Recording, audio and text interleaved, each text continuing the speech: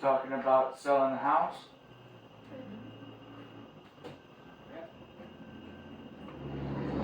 When you asked me about the will, I didn't see it until a couple days, a day or that same day or the day after. But you never mentioned it again, so I didn't bring it up anymore. So you've seen it? I seen it, but I didn't read it. Why wouldn't you read it? I still haven't seen it. I've seen it, I didn't have to read it, but lawyer has it. I don't have it. Why didn't you read it? Because Kelly needed it. Give it to the lawyer. Why wouldn't you make a copy, photocopy of it, and give it out to everybody? Well, apparently that's what she's gonna do. I think what the lawyer's gonna do, but I don't know how it works. No. Well, by Florida law, when there's a will, you have 10 days to file the will with the courthouse, whatever it is, down there. The will hasn't been filed yet. So I went down there and checked to see if it was, cause it's supposed to be public, where anybody can see it. It has to be filed. Person dies, then there's whoever's named the executor, right? Which I don't know who that is. I assume Kelly, but I don't know. And then that person has to go down. They have 10 days to go down to the courthouse and then file it. Then once it's filed, then anybody who's named in the will as a beneficiary, their rights are triggered.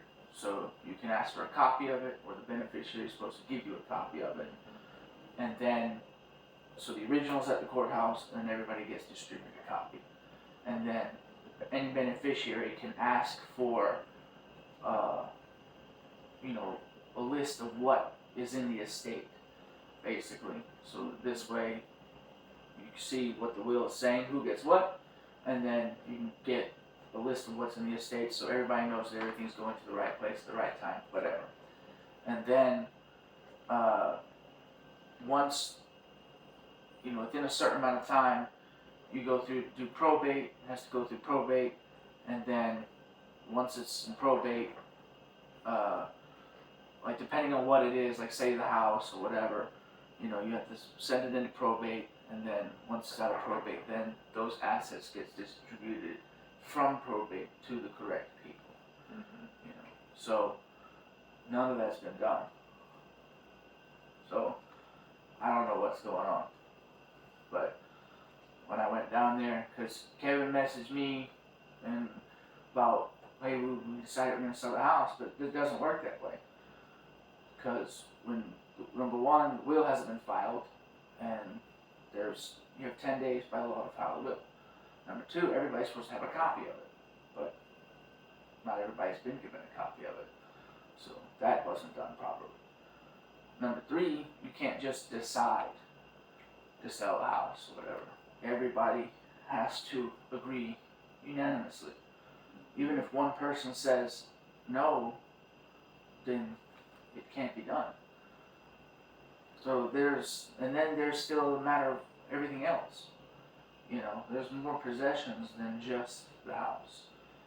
So a lot of things, it's just like I told you before, remember when we talked years ago or whatever it was, and you said, well, you thought you were getting a house, and I said, I don't think so. Be prepared or whatever, because at the end I of the was day, just telling you what Grams told me. I know, but that's what he told you, and I said, I'm just telling you at that time, I'm telling you what I said at the end of the day. I don't think that's going to happen, because my beliefs and understandings of the situation would be, at the end of the day, she would not let that happen. She wanted you to live with her. She wasn't going to, because everybody has a home. Kelly has a home, Carla has a home, Chrisanne has a home, Kevin has a home, right? And the only person that doesn't have a home is you. And if you remember correctly, Granny was going to even go so far as to buy that next door property and move us in there. You were going to live next door. so that we'd have a home together. She was gonna buy. It was first of all, they wanted too much money. I know that, but that was Grammy's plan. That was a long time. I understand that, but the point is that a lot of times it matters who dies first, right? If Grams had died first and Grammy had been alive second, do you think it would have been this way? Probably not.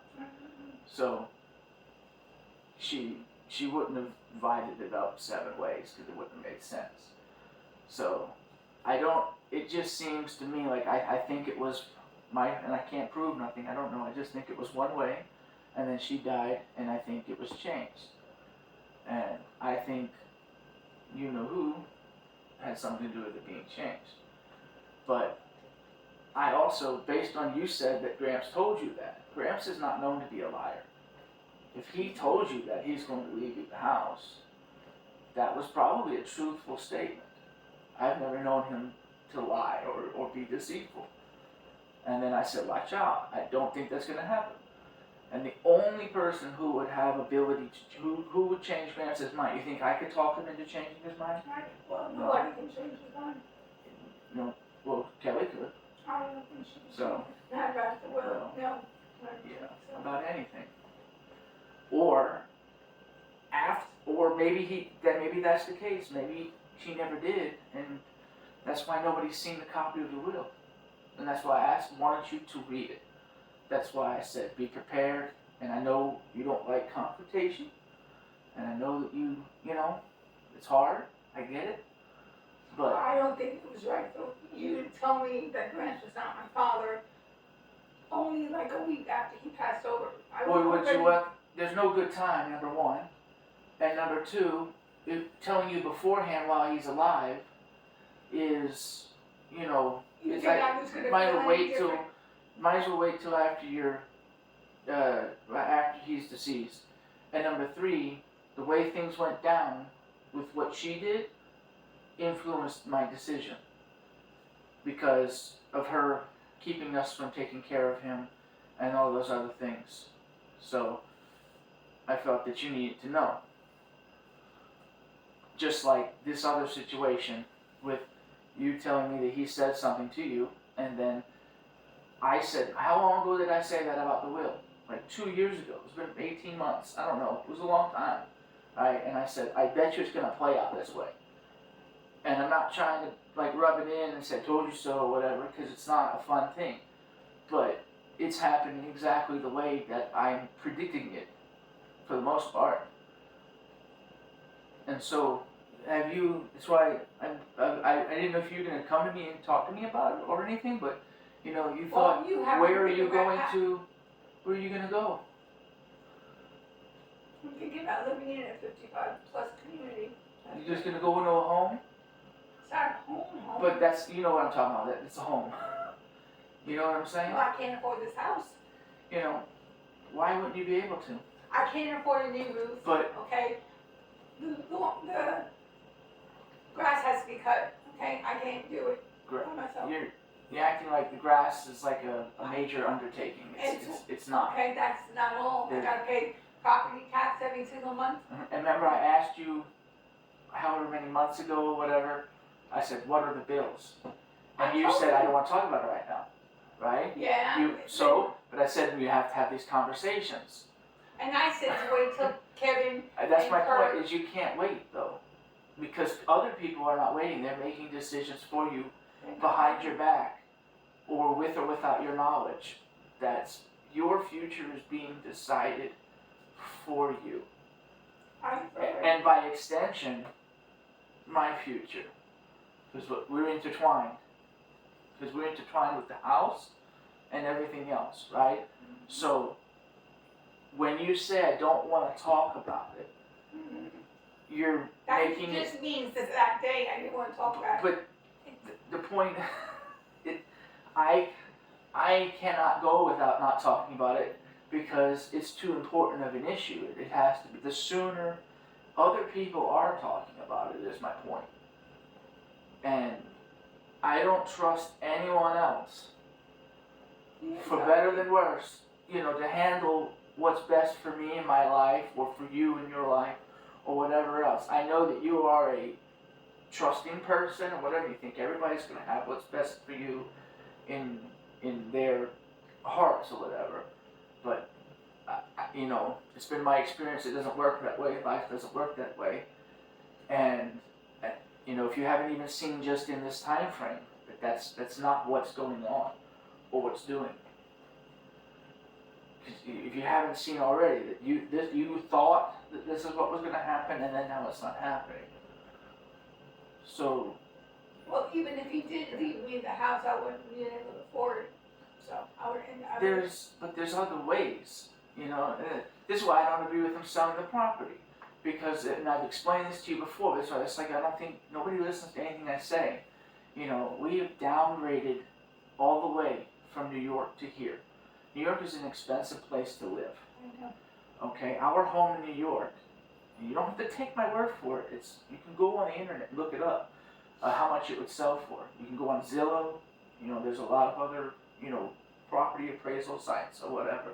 It's worth $1.7 million. Okay, the point is that because Kirk still lived up there, whatever, and they had the apartment down below, they could have turned it into a 2-family house.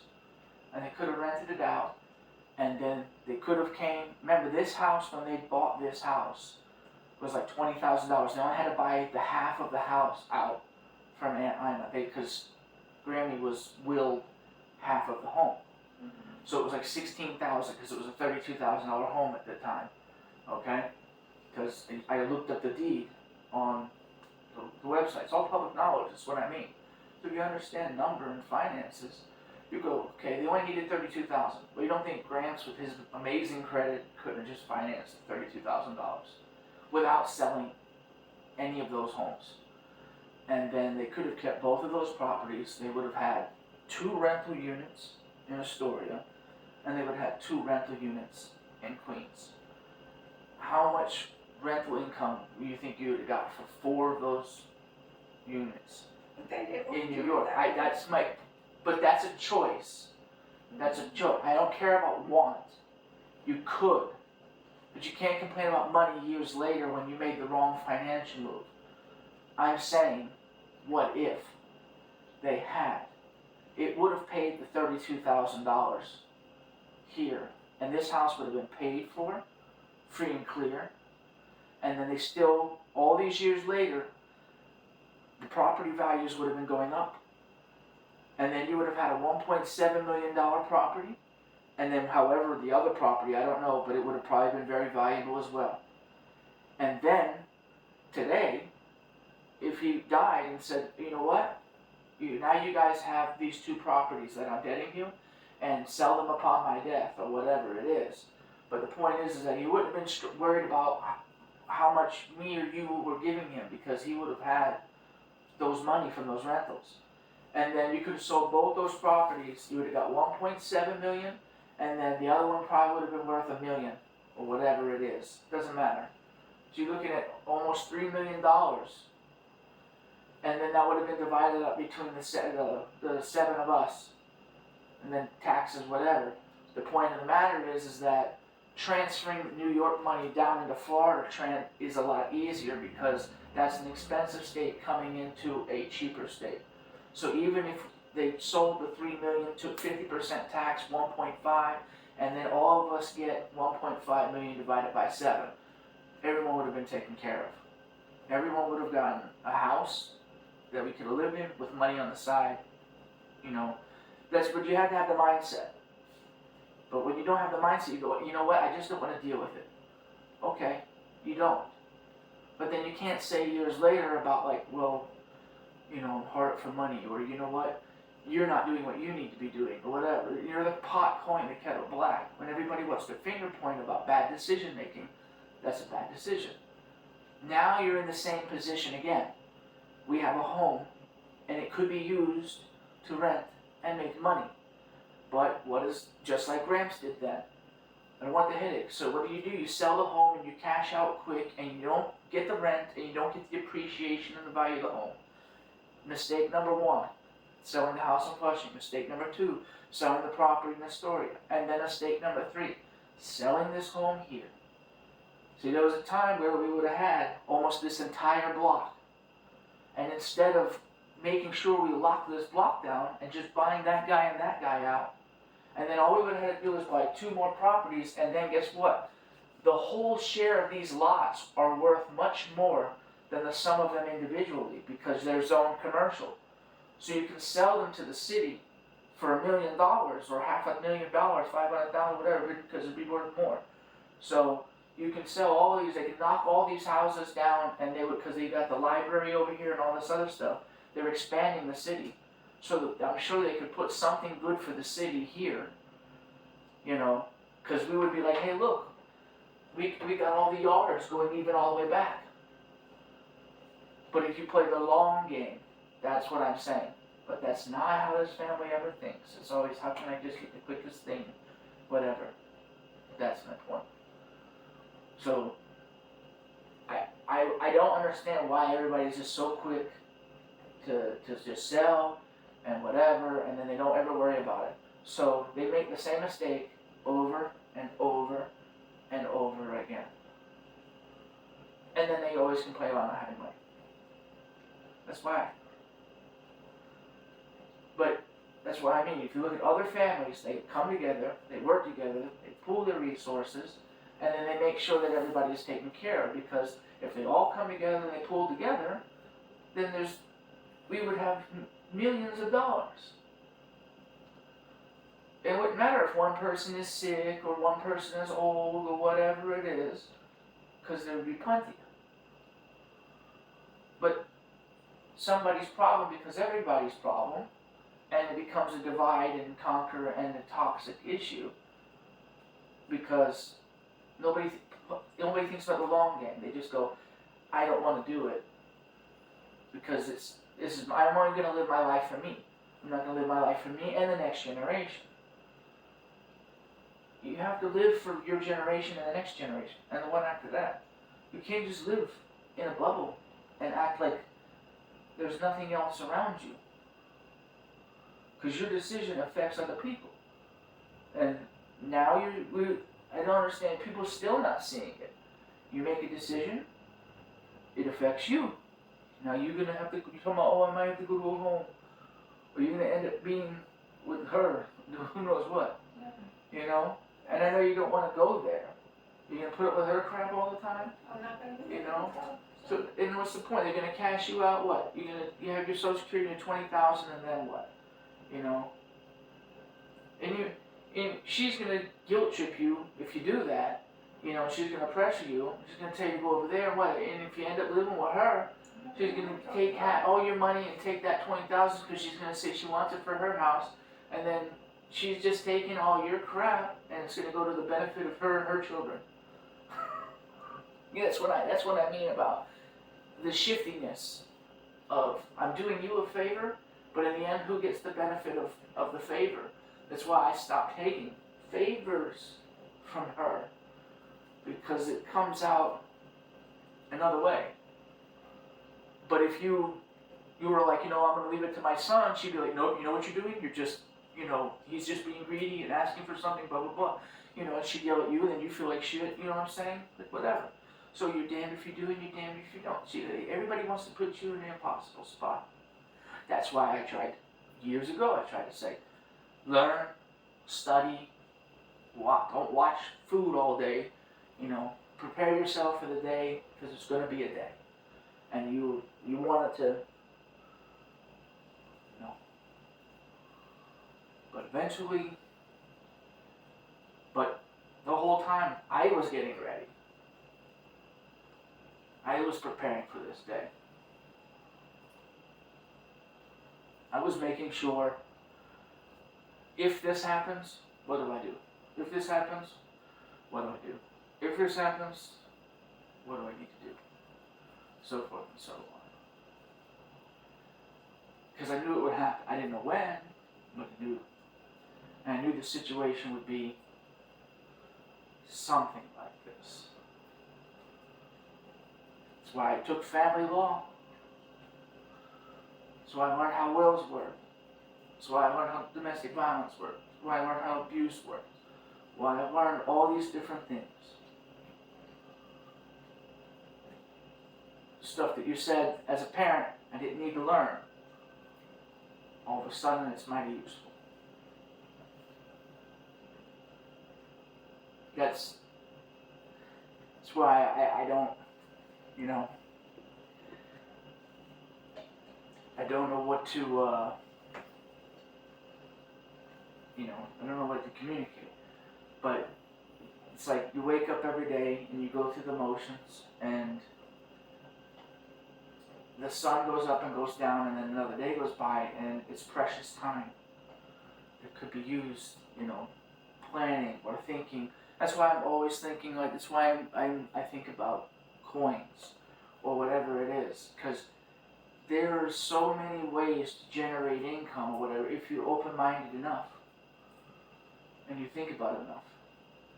But it can't always be done by yourself. It has to be done with other people. But when I bring it up to you or mention it to you, just like with everybody else in this family, it's always, whatever, you know. You guys are very, very close-minded to, like, unless you just go to work and you punch your time card in and make another person rich. That seems to be the only thing that you guys understand. Even though you're watching another person do it. Study other people. Look at other families. Watch how they do things.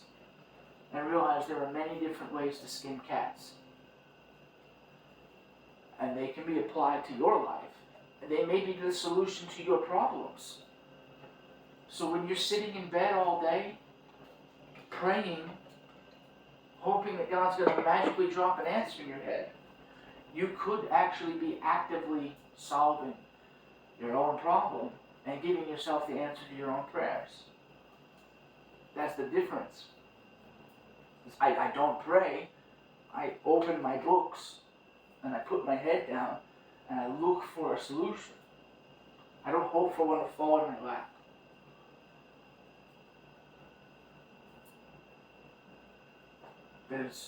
I do the work. I learn. I know what my strengths and my weaknesses are. I'm not ever going to be a guy who's out in the sun breaking my back. I am smart, however, and I know how to use my brain.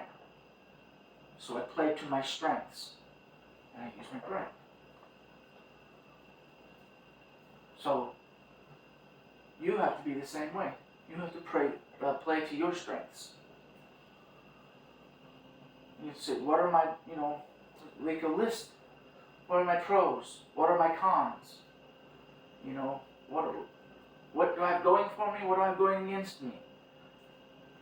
And then look at the solution ahead of you. All too often I see you guys just say, like, it can't be done. But I look at it and I see definitely a way it could. I don't see how, we're living in this house right now, which means it's livable. So that means, how are you going to tell me that a family wouldn't move in here? You don't need 2 bathrooms necessarily, although that one is usable, but they could use 1 bathroom. You got 3-bedroom, 1-bathhouse. 3.5. Toilet works, just tell them don't use the shower. But either way, its shower is still usable. You want to be careful. But that being said, what would you charge rent for this house? Look out on the market. It's roughly $2,000 a month. So you go, okay. And it may be more or less, but I'm kind of just middling it. Because you got the shed and whatever else, so whatever. But that's $24,000 a year. So then you have to ask yourself, what are the bills? So what does it cost to maintain that property? That's why I said, look at the numbers. You got to have pros and a con sheet. But remember, you're not paying the cable anymore. You're not paying the electric anymore. You're not doing any of that. You're just paying. I did pay the cable. I know. I'm talking about if you're renting it, they're paying electric and cable and all that other stuff.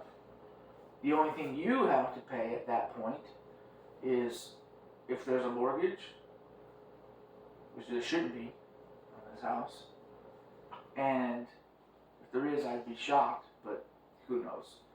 And then you pay property taxes and insurance. And didn't they say the insurance was what, like $4,000? Or whatever it is? Okay, so I think we pretty much know what that costs. And I know property taxes, I know what they cost, because I pay property taxes, and you can look them up online. So if I'm not mistaken, the total cost, I think there'd be a little bit more, because it's a house. But I would say like $1,000. I pay $300, so it can't be that much more. So I'm overestimating.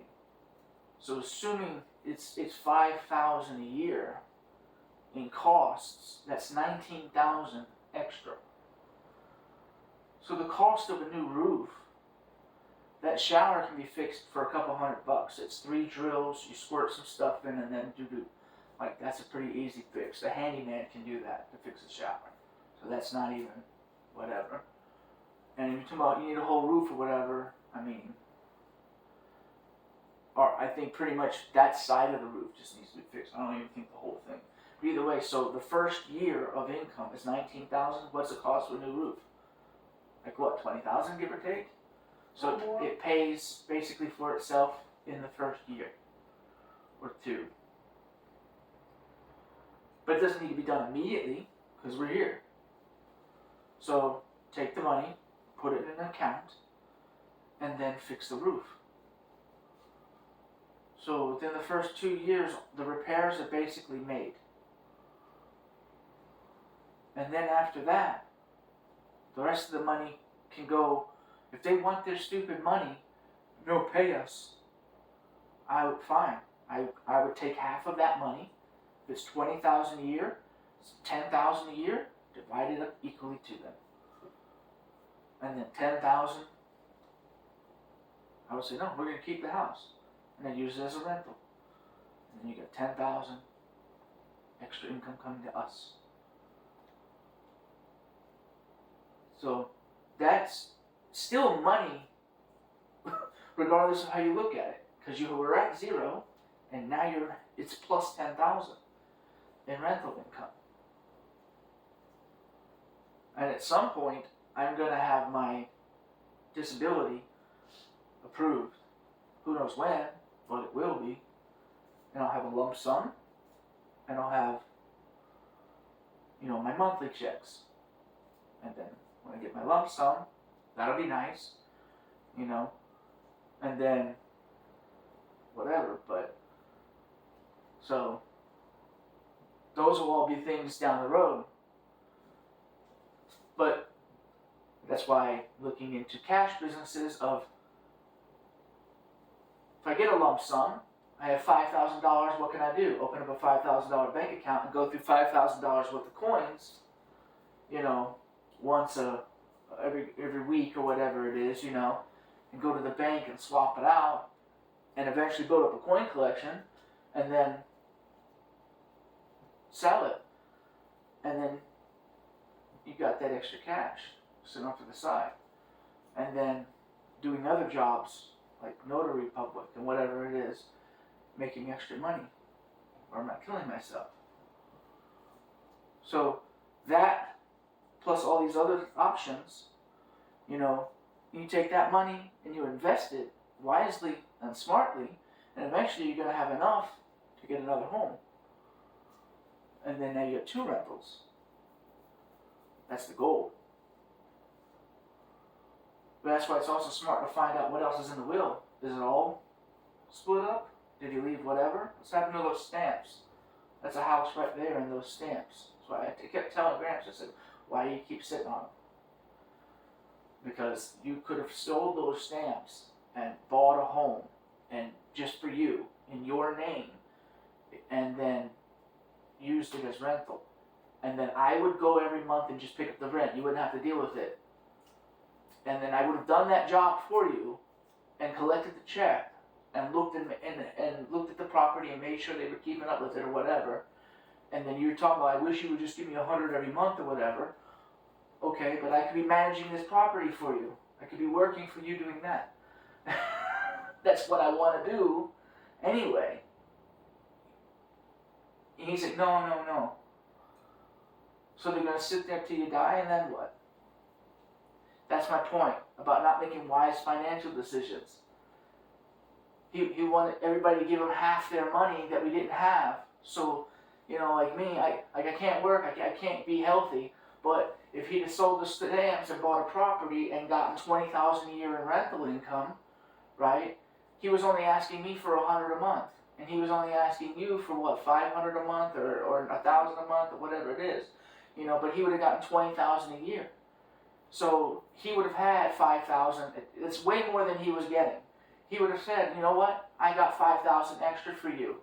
Go get health care so that you can feel better, and then in feeling better, who knows what I might have been capable of doing. So in not doing that, by hamstringing himself, because he kept saying, I don't need the money, he was only thinking about him. He wasn't thinking about how not helping him wasn't helping me. And by not helping him and not helping me, I in turn could help him back. Nobody thinks more than one step, one domino ahead. You got to be able to think more than 2 or 3, 4, 5 dominoes ahead. I kept trying to explain to him, there's money